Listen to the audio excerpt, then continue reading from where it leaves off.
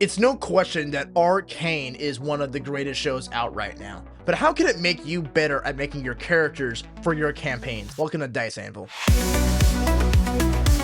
I finished watching season 2 of Arcane and I went away from it mind blown. I loved everything about it, the animation, the storytelling, and especially the characters. After finishing the second season, I watched the first season again, and I can just say that the characters were developed so beautifully throughout the show. As a person that's never watched League of Legends, I was surprised by most of the huge reveals of these new abilities that these characters had. That's a unique experience that I'm glad I had, but we don't get that a lot nowadays. Within scenes of Marvel movies, you're revealed of, okay, the superhero has these abilities, and now they're going. Superman plops onto Earth, being Superman, and it continues. But there's something beautiful about not knowing how a character is going to end up until later in the show. A lot of the characters weren't fully developed until the last episodes. In this video, I'm going to present a problem, a solution, an example of what to do with your character, your next campaign. There will be spoilers in this video. Go watch Arcane season 1 and 2 and come back here when you're done. By the way, subscribe. You're getting ready to start your next campaign, and you present your GM with a character with a fully fledged backstory, all their abilities, their classes, their weapons. This is how TTRPGs are normally started, and it has been for years. Isn't there something kind of messed up about how we make the backstory for characters in a storytelling game? I just tell my GM, I went through all this stuff, my parents are dead, obviously, and I went through all this training, obviously, and now my character is really cool.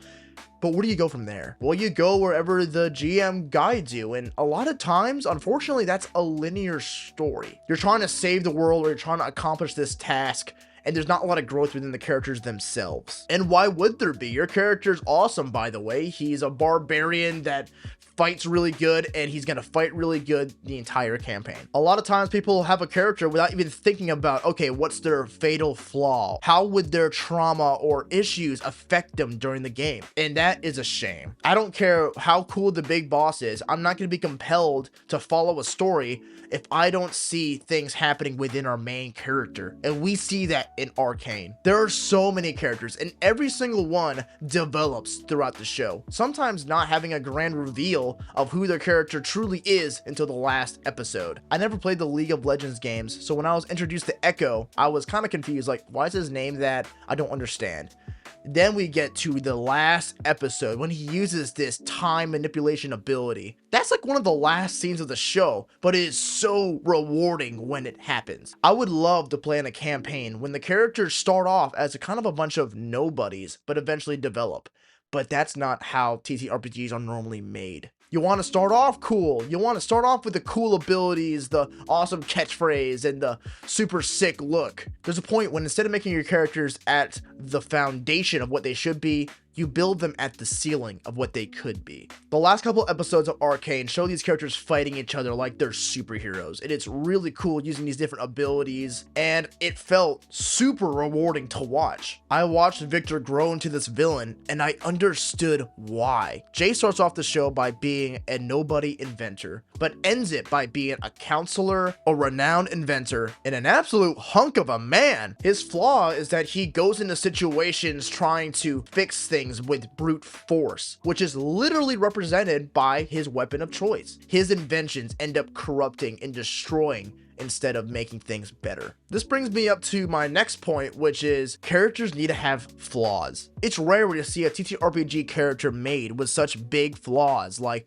Vi's anger issues or Jinx's personality disorder. And what a cool concept that is to play in a campaign. But we don't do that. We make shiny, flawless heroes. Why is this a problem? We are not screenwriters or professional storytellers. We're GMs and players wanting to tell stories with our friends. Without the tools, we're never gonna make a compelling story. How do we get there? How do we get to the good storytelling through our TTRPGs? Well, let's talk about the solution.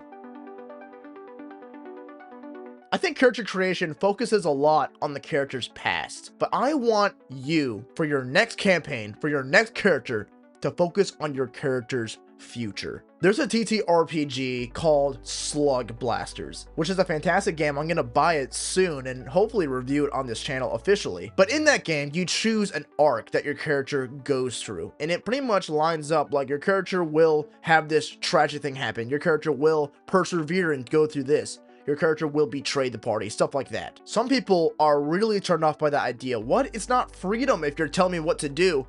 Well, then don't use that. You decide what your character should do. Instead of giving your character this really cool ability, tell your GM, hey, I want my character to discover this really cool ability. I want the player to railroad their character's arc. Obviously, you're going to go through with what the party's going. Don't try to derail the party's adventure, but have an idea of what struggles you want your character to have, what growth you want your character to have. Have your character start off as really naive, but then get hardened by a traumatic event throughout the campaign, but then shown that life is actually beautiful and should not be taken for granted. Maybe have your character start off as someone that's obsessed with greed, even to the point that they're willing to betray the party. Maybe you know that you'll eventually be caught by the party and have to face the consequences of your actions, and then shown that maybe life is better with people you love instead of any amount of money. And if you think that's impossible, Josh Wingfield, one of the people that have shown up in this channel, I'm playing a campaign with him right now, and he's doing that with his character right now.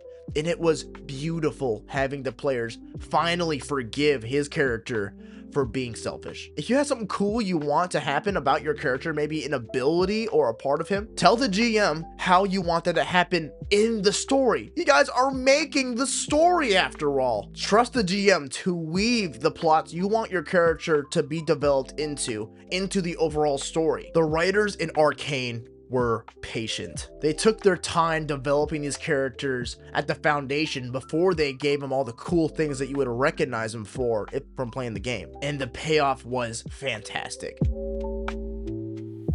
Let's make a character for my game, Trichonomist, and have him prepared in this way. Rowland is a warrior from Chalima, the Jungle Nation, and he's going to be a judge or someone that's selected by a deity to have abilities and to do their bidding. Sounds really cool, and that would be totally fine if I wanted to present that to my GM at the beginning of the campaign. But let's make it interesting. I'm going to tell the GM he's going to be a judge one day, maybe several sessions in the future. How can we take a page out of Arcane's book and make this character more interesting? He's going to start off as a skeptic, so a person that hates magic, hates the idea of magic users. And I want his abilities to be part of his story arc. I'm going to tell the GM that at some point in the future, there'll be a time of desperation. Maybe one of the players is dying and they're out of resources to save them.